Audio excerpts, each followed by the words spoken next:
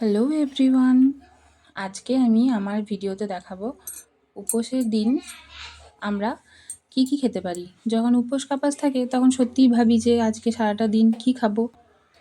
তো আমি এখানে বানাচ্ছি সুজির উপমা।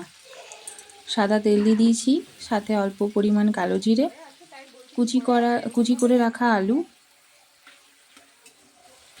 আর একটা কাঁচা লঙ্কাকে আমি 2 টুকরো করে দিয়ে দিয়েছি। উপরে দিয়ে দিলাম 2টো টমেটো। তারপর ভালোভাবে আমি ভেজে নেব। আলু, টমেটো, কাঁচা লঙ্কা ভাজা হয়ে এলে আমি দিয়ে দেব অল্প পরিমাণ নুন। তারপরে দিয়ে দেব সুজি।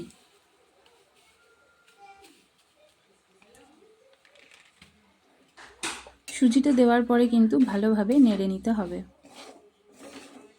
ভাজা ভাজা হয়ে এলে অল্প অল্প করে জল দিয়ে এটাকে কিন্তু করতে হবে।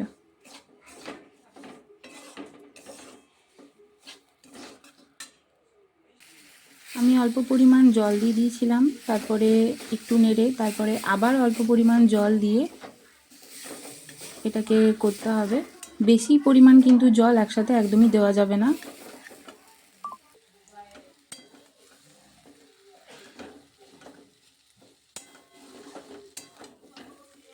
তারপরে আমি নামানোর আগে অল্প পরিমাণ ঘি দিয়ে দিয়েছিলাম। এই ঘিটা কিন্তু আমার বাড়ির বানানো।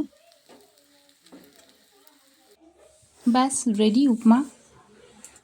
খেতে কিন্তু ভীষণই টেস্টি হয় এটা। তারপরে আমি দেখাবো যে উপোসের দিন কিন্তু আমার শাশুড়ি মা প্রায় এটা বানায়, সাবুর পায়েস। সাবুটাকে ভালোভাবে ধুয়ে প্রায় 2 থেকে 3 ঘন্টা এটা ভিজিয়ে রেখে তারপরে কড়াইয়ে গরম ঘি দিয়ে ভালোভাবে সাবুটাকে ভেজে নিতে হবে।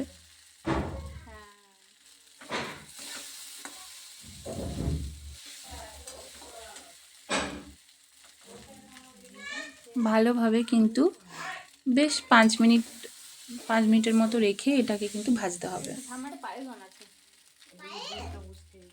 আর এখানে দুধটা গরম হচ্ছে, দুধটা একটু ফুটে এলে, একটু ঘন হয়ে এলে তারপরে কিন্তু সাবুটা দিতে হবে।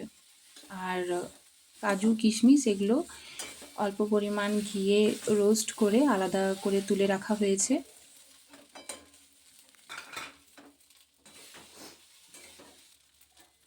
দুধটা ফুটে এলে তারপরে সাবুটাও ওর মধ্যে দিতে হবে।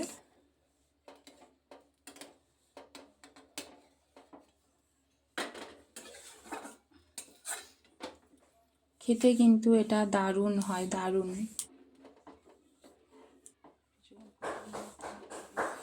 প্রায় 10 থেকে 15 মিনিট কিন্তু দুধ আর সাবুটাকে ফুটানোর পরে কাজু আর কিশমিশটা দিয়ে দেব।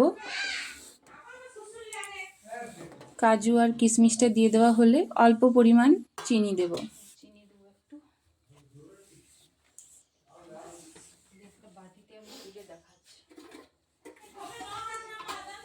চিনি,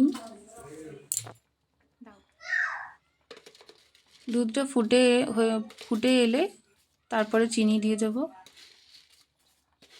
পরিমাণ মতো চিনি দিতে হবে।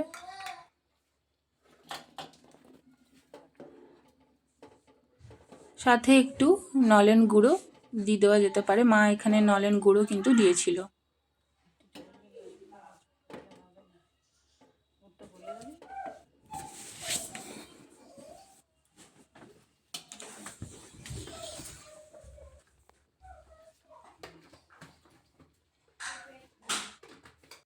ব্যাস রেডি সাবুর পায়েস। খেতে কিন্তু এটা অসাধারণ হয়। উপোসের দিনে কিন্তু এটা পেটও ভরাবে আর মনও ভরাবে। এত সুন্দর, মানে এত টেস্টি খেতে হয় যে কি বলবো।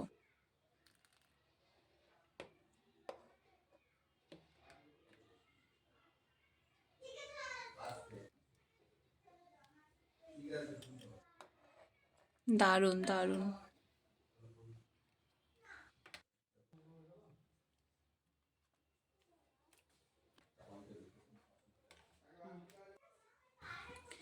এরপরে এখানে আমি আরেকটা দেখাবো, ঘাস চাল সেদ্ধ, সাথে পোস্তটাকে ফুটিয়ে নিয়েছি আমি এখানে, টমেটো, কাঁচা লঙ্কা, সর্ষের তেল, অল্প পরিমাণ নুন দিয়ে।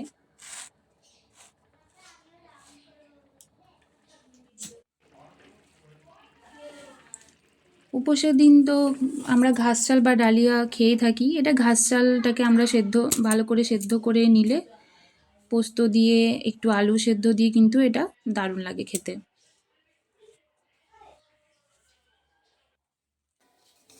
আর ডালিয়ার খিচুড়ি তো করা যেতেই পারে, ডালিয়ার খিচুড়িও খেতে খুব সুন্দর হয়। আমি সেটাও একটা এখানে দেখাচ্ছি। সমস্ত সবজিগুলোকে ভালো করে কেটে নিয়েছি। এখানে আমি ফুলকপিগুলোকে কেটে একটু জলে সেদ্ধ করে নিয়েছিলাম। কড়াইয়ে সর্ষের তেল দিয়ে অল্প পরিমাণ পাঁচফোড়ন দিয়ে সবজিগুলোকে ভালোভাবে ভেজে নিতে হবে।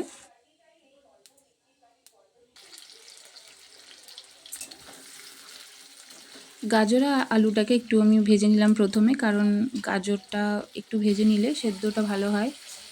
তারপরে ফুলকপিগুলো দিয়েছিলাম, তারপরে কুমড়ো দিয়েছিলাম, সাথে বিনসও দেওয়া যেতে পারে, কিন্তু বিনস ছিল না তাই আমি দিতে পারিনি।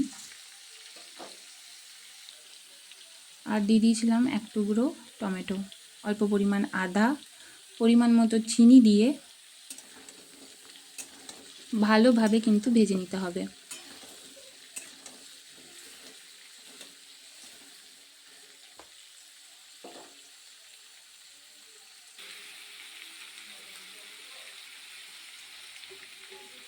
অল্প পরিমাণ আমি কিন্তু চিনি দিয়ে দিয়েছিলাম।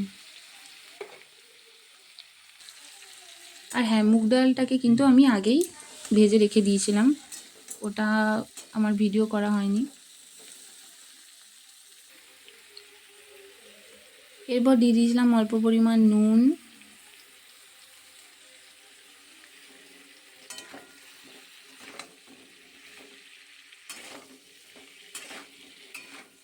এখানে কিন্তু সবজিগুলো আমার ভাজা ভাজা হয়ে এসেছে।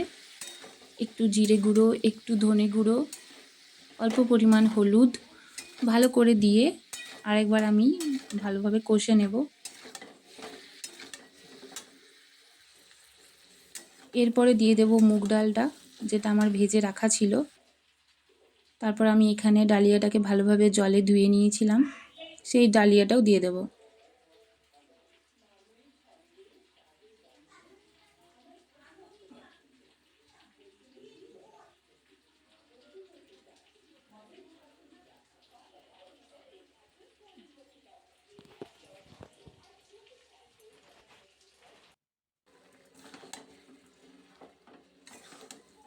এরপরে ডালিয়াটা দিয়ে তারপরে ভালোভাবে আরেকবার নেড়ে নিতে হবে।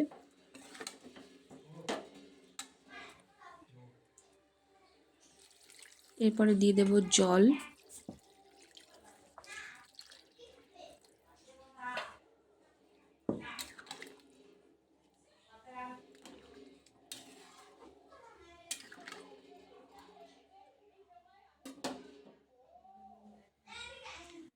এরপরে প্রায় 10 থেকে 15 মিনিট একটু ফুটে এলে ব্যাস রেডি ডালিয়া। সাথে আমি একটু শুকনো লঙ্কা ভেজে দিয়ে দিয়েছিলাম আর লঙ্কা গুঁড়োও দিয়ে দিয়েছিলাম। আর এখানে বেগুন ভাজা হচ্ছে।